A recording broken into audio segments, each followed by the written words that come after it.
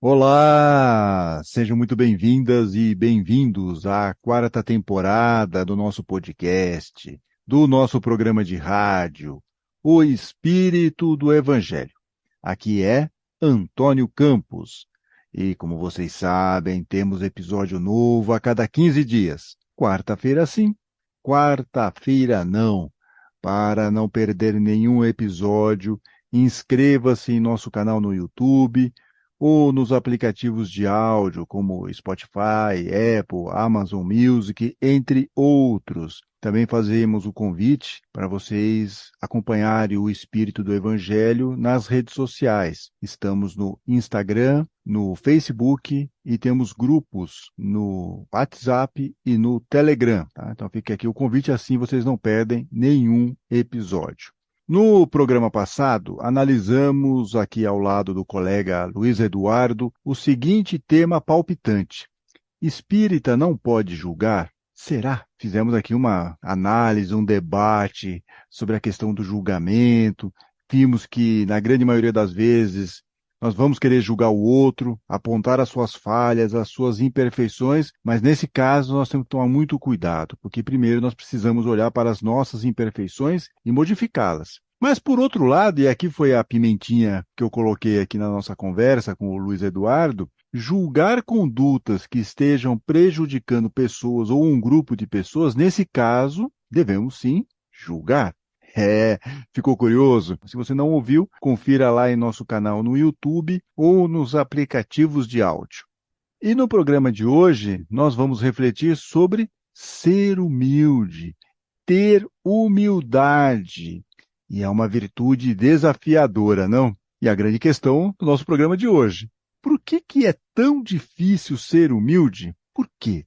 Essa é a questão que nós vamos refletir no episódio de hoje. E eu vou começar aqui com uma passagem do Evangelho, uma parábola de Jesus, conhecida pelo nome O Fariseu e o Cobrador de Impostos, que está no Evangelho de Lucas, lá no capítulo 18, versículos de 9 a 14. E o autor do Evangelho começa assim a narração desse episódio. Jesus também contou esta parábola, atenção, para os que achavam que eram muito bons e desprezavam os outros. Então a parábola começa com essa ideia aqui, dialogando com aqueles que achavam que eram muito bons e desprezavam os outros. E aí ele começa a narração. 2 homens foram ao templo para orar.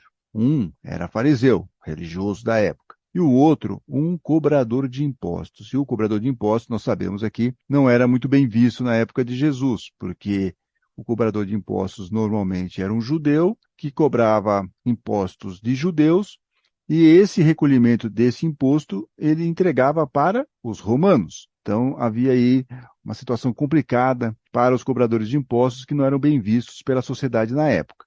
Bem, então os dois estavam lá, um religioso e um cobrador de impostos, ambos estavam lá orando no templo de Jerusalém. O fariseu, disse aqui Jesus, ficou de pé e orou sozinho assim: Ó Deus, eu te agradeço porque não sou avarento, nem desonesto, nem imoral como as outras pessoas.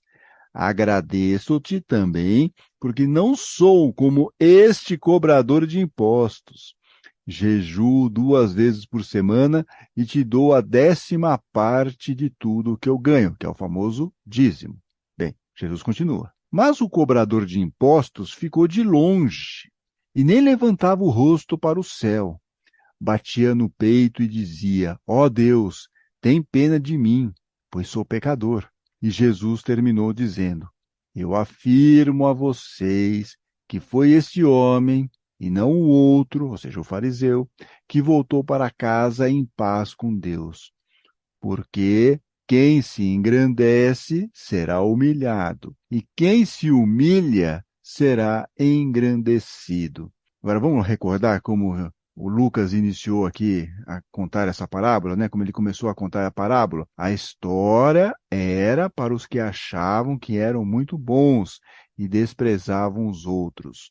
Ou seja, para as pessoas que não são humildes, para as pessoas que são arrogantes, orgulhosas, vaidosas, egoístas. É por isso que Jesus contou. É para essas pessoas que ele contou essa parábola.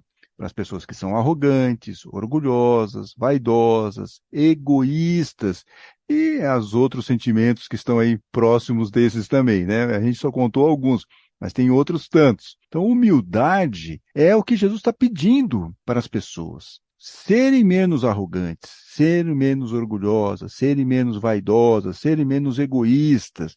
Essa aqui é a proposta de Jesus. É óbvio que a gente não consegue cortar isso de uma vez só, é um processo, mas ele está pedindo para a nossa reflexão. Olhar para aqueles hábitos que nós temos negativos que nos distanciam da humildade. E essa ideia da humildade também está retratada, aliás, muito bem retratada, numa frase de João Batista. O João Batista é aquele que foi o precursor de Jesus, quer dizer, ele preparou o caminho, como dizem os evangelistas, para a chegada de Jesus. E ele foi questionado, João Batista foi questionado pelos discípulos quando Jesus começou a fazer as suas aparições públicas. Os discípulos de João Batista ficaram incomodados com aquilo. Eles queriam uma reação de João Batista. E João Batista disse o seguinte para eles: é necessário que ele, Jesus, cresça e que eu diminua. Estou lá no Evangelho de João, capítulo 3, versículo 30. Então vejo que João dá essa resposta para os discípulos. É necessário que ele cresça e que eu diminua. No capítulo 1 do Evangelho de João, nos versículos 26 e 27, João Batista diz a famosa frase, dessa vez aos fariseus. Também eles estavam querendo saber quem é João Batista, o que você está fazendo, tal, né? E ele responde da seguinte forma: olha, no meio de vocês existe alguém que vocês não conhecem. Ele está falando de Jesus, né? E que vem depois de mim. Vem depois de mim. Eu não mereço nem sequer desamarrar a correia das sandálias dele. Então, outra resposta muito interessante de João Batista. De novo, humildade. João pretende dizer que aquele que vem depois dele, que é Cristo, Jesus, né, é maior do que ele, e que ele não seria nem sequer digno de desatar as sandálias de Jesus.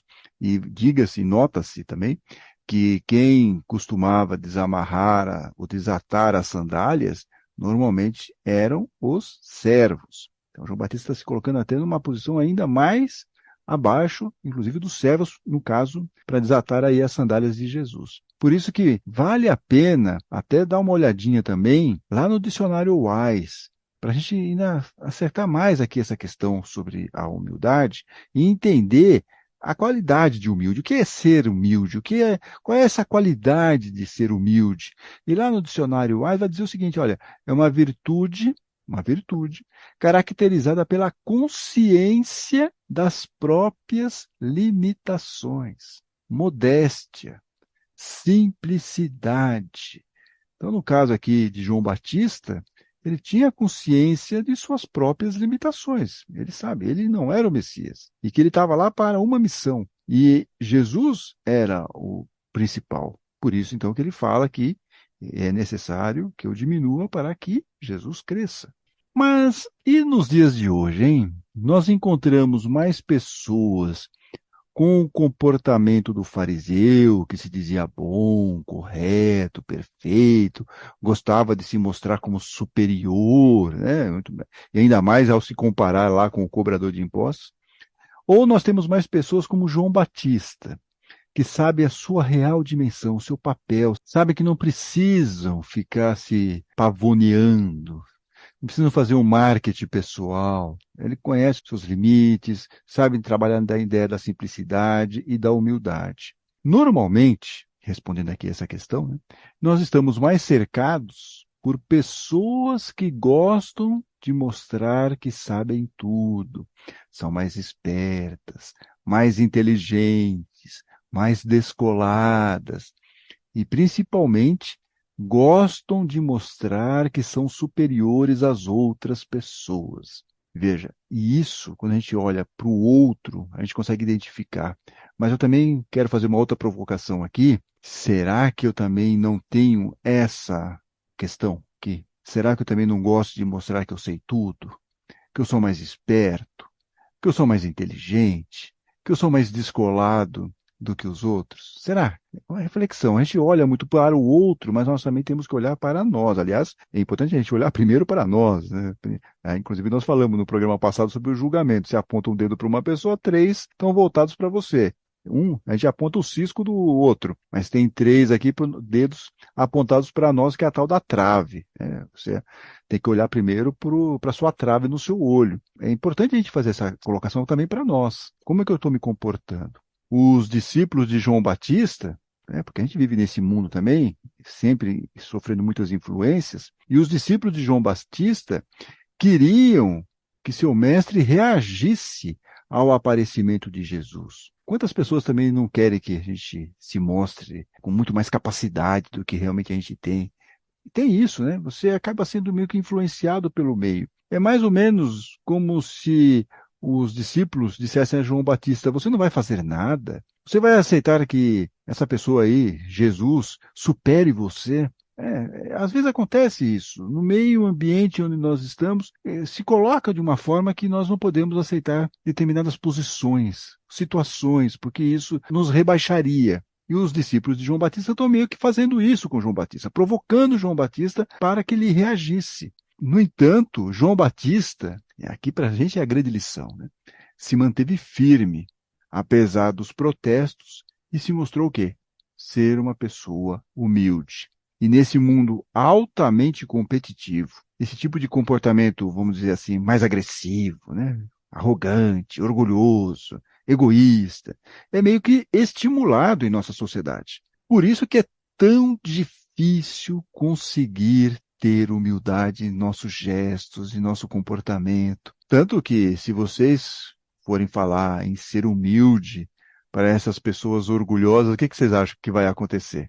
Elas vão rir, vão ironizar, vão dizer que é coisa de pessoa fraca, de pessoa sem personalidade, de capacho, confundindo também um pouco aí a ideia de ser humilde com a ideia de ser humilhado. Temos que separar esses entendimentos. Você não precisa ser uma pessoa humilhada para ser humilde. E nem precisa aparentar voto de pobreza para ser humilde. Você pode ser humilde nos seus gestos, no seu comportamento.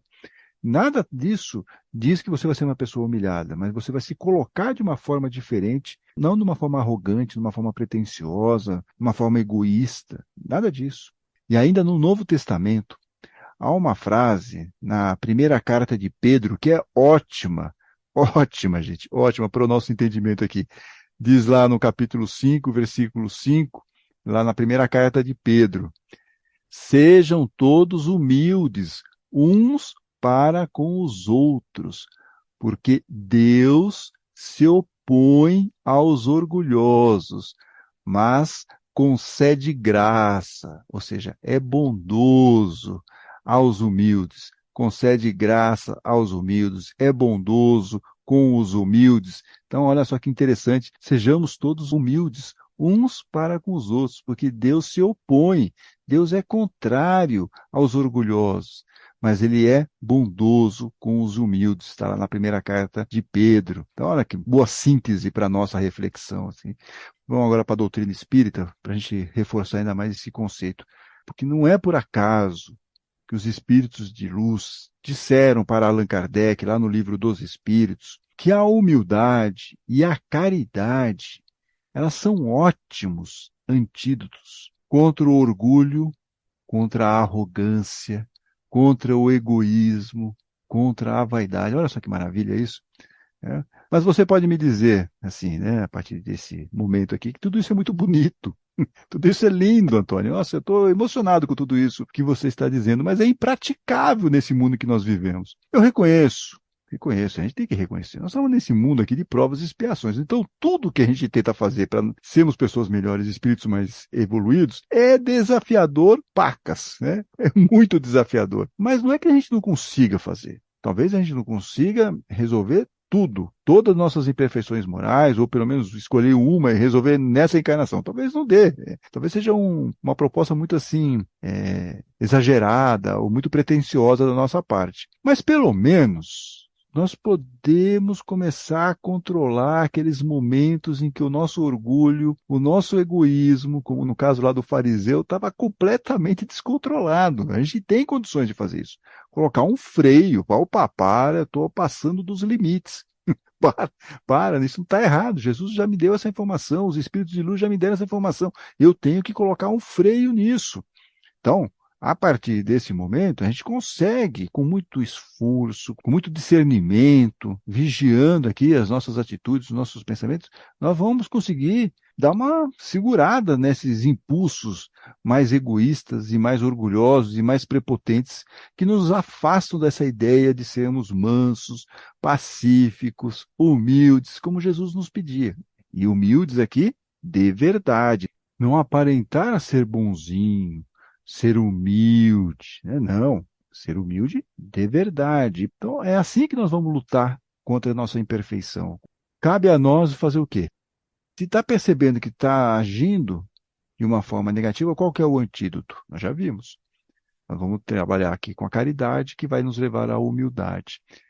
Com essas duas, nós conseguimos, então, parar um pouco e colocar um freio nesses comportamentos negativos. Veja como tudo é um processo. E a coisa tem que estar toda hora lá. Você tem que estar pensando, refletindo. Será que eu agi certo? Será que eu agi errado? Como eu vou agir nessa situação? Mas é bom fazer isso.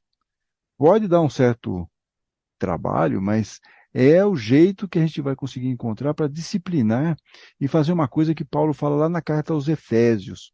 Paulo não, né? Quer dizer, a carta é atribuída, a carta aos Efésios é atribuída a Paulo. Não foi Paulo, mas a ideia é boa, que é você sair desse homem velho, deixar esse homem velho para trás e se vestir aí de roupas novas, de um homem novo.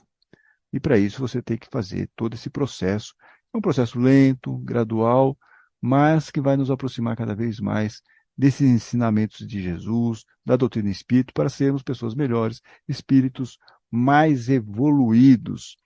E eu convido vocês para vocês nos contarem lá, aí no YouTube, nas redes sociais de O Espírito do Evangelho, qual que é a sua estratégia para ser uma pessoa mais humilde. Aliás, você acha que é possível ser humilde nesse ambiente, nesse mundo em que nós vivemos? Conte lá para nós, por favor, lá no YouTube, tem a caixa de comentários no YouTube, ou lá nas nossas redes sociais.